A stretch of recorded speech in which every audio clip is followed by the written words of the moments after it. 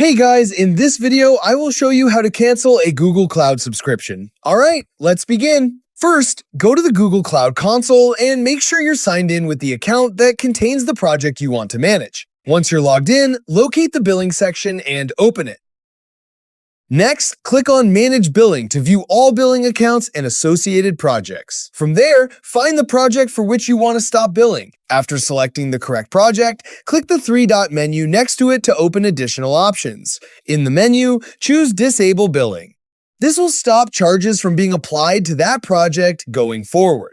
A confirmation prompt will appear asking you to verify the action. Click Disable Billing again to confirm. Once completed, billing for the selected project will be turned off, and any billable services associated with that project will no longer incur charges. Make sure you've selected the correct project before confirming.